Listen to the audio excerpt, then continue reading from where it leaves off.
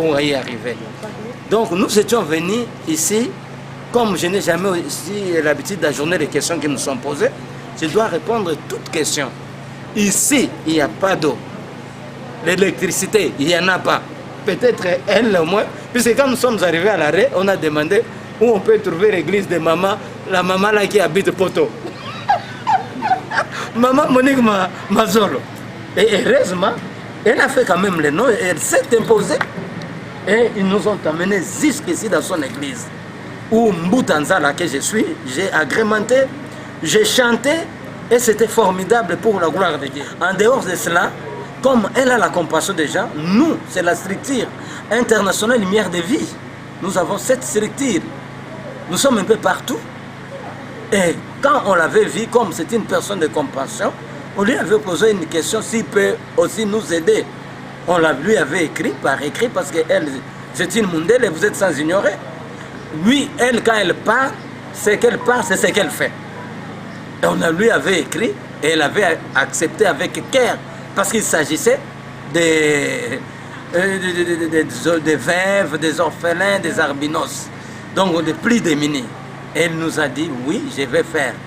Revenez à la clôture de l'année. Donc c'est aujourd'hui que nous sommes venus. Et elle l'a accepté, elle a dit aujourd'hui, là, elle doit libérer quelque chose pour les mamans veuves, car la religion pire, c'est celle de visiter les veuves et les plus démunis. Très très content. En dehors de cela, elle viendra le 8 février pour, n'est-ce pas, prêcher les mamans veuves. Pour prêcher les mamans veuves, leur dire que peut-être il ne faut pas vous déranger votre mari, c'est Dieu lui-même qui va s'en occuper de vous.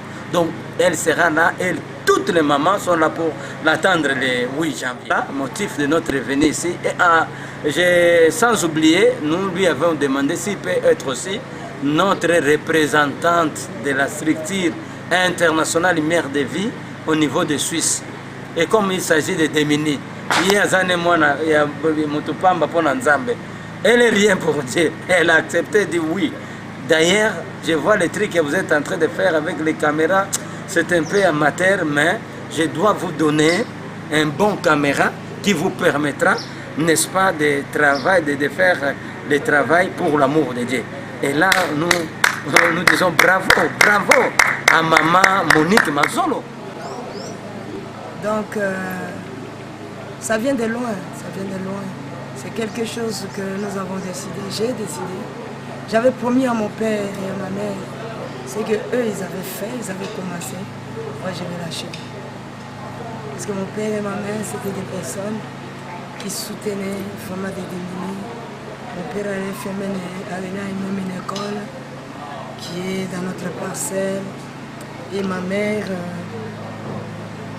Donc chez nous, on était plus de 25. C'était bizarre. Mais nous, on ne sentait pas. On était 25 chez nous. Famille de papa, famille de maman, famille lointaine, tout ça. Jusqu'à ce que mon père a créé une école qui était dédiée seulement pour les démunis. Et nous, on n'avait pas compris. En allant en Europe, c'est à partir de là-bas que j'avais compris que c'était un don.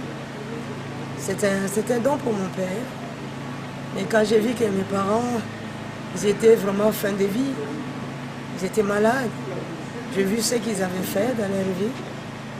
J'ai promis à ma mère, j'ai promis à mon père, en les regardant, je vais continuer votre mission.